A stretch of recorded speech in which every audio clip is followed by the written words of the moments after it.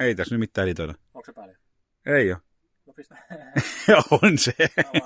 Mä kuvasin tässä jonkun aikaa.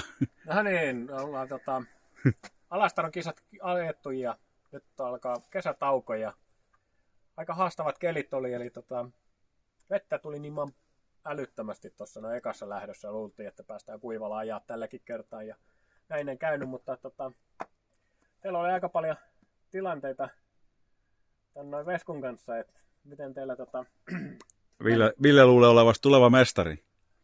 Meillä on haastaja. Jos sataa, niin Eli sit voi mennä tiukille.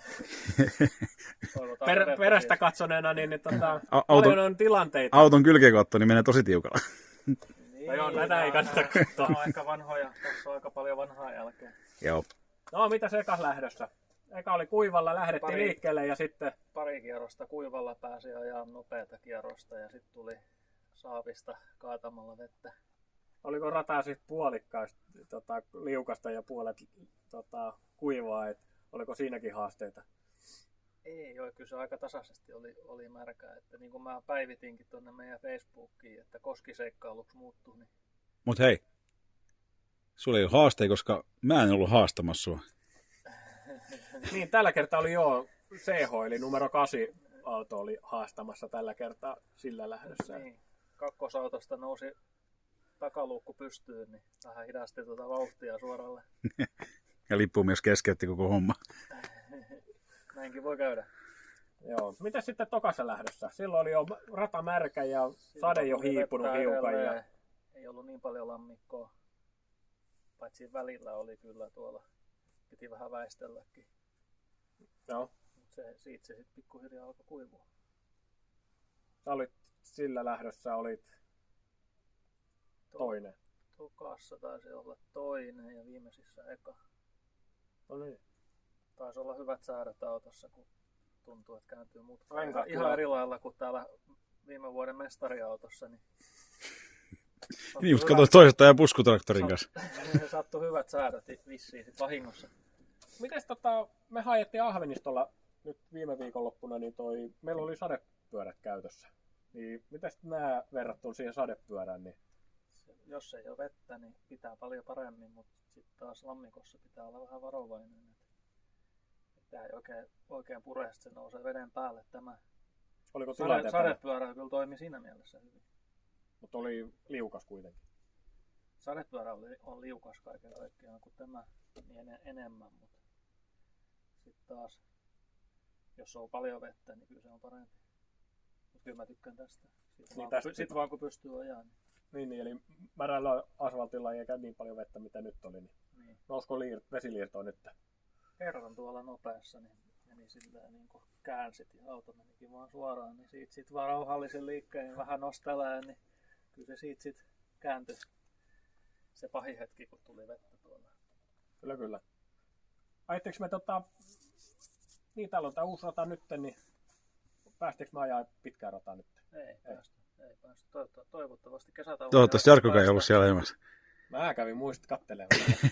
Niin. Oli muutenkin aikaa tossa noin. Niin. Ensi kerralla siellä toivottavasti. Niin, syksyllä. Meillä on elokuun puolessa välissä on niin, täällä me ajetaan elokuun puolessa välissä. Oliko 15. päivä? Ja syyskuussa kanssa. Ja syyskuussa ja meillä on lokakuussa muistaakseni viimeinen lähtö. Kaikilla jotain Nastatalle. Kyllä. Ensi kerralla kaikille jotain uutta. Joo. Tarkoitus olisi pitkällä radalla ajaa. Sitten voi tulla yllätyshaastajiakin. Niin, tulkaako nyt katsoa. Mitä et meinaa, ajataanko pitkällä radalla jotain lyhkäistä ratakin? Se on vaan vaihtoehtona. Katsotaan nyt, miten ratamestarit suostuu ja miten meillä muuten halukkuus on, että ajetaanko ihan uutta pelkästään vai otetaanko vanhaa vähän mukaan. Mutta joo, elokuun puolessa välissä seuraavaksi. Nyt vaan nuolemaan haavoja ja oikaisemaan peltejä, niin. Suoristamaan peltejä. Ja mitä? Villellä on peilikin ehjä nyt. Ahveniston jälkeen roikkuisi niin perkele alhaan. Joo. Nyt ei mennyt peili vai. Pari kertaa kyllä ne säädettiin tuossa kilpailussa. Tai me säädettiin kesken. Me säädettiin. Joo. Niin joo, te taittelitte niitä vauhdissa. Ei mulla taittunut peilit. Eikö sulla taittunut? Ei. No niin, sit se meni mulla vaan. Mulla on kyllä kylki täynnä tommosia peilijälkiä. Millä sä sen pukkasit? Takakylki on täynnä peilijälkiä. Oliko sä pienessä luisussa peräkosketuksella tähän vai? Ei, en. En tiedä missä. Itse asiassa tuolla Palmasissa, niin mentiin vierekkäin sinne, niin mä olin ihan varma, että nyt osuu, kun mun lähti peräalta sinne. Mutta äijä kerkisi just pois alta. Sopivasti synkas. Joo. Mutta joo, tänään oli tiukkaa. 1 ja 2 kanssa oli tiukkaa, ja sitten oli 3 ja 4 tilasta oli tiukkaa vääntöä tänään. Et se oli positiivista. Et lisää vaan porukkaa mukaan, niin saadaan hyvät väännöt. Ja oikeasti on tasasta. Et se on ajotaidosta aika pitkälti, eikö se ole kiinni, että kärkivauhtiin pääsee. Muuten on tasaväkiset autot. Aina löytyy joku. Pakko myöntää, että Ville oli paremmat renkaat tänään. Paremmat säädöt. Joku se täytyy olla. Niin. Et sä ainakaan paremmin saa ajaa.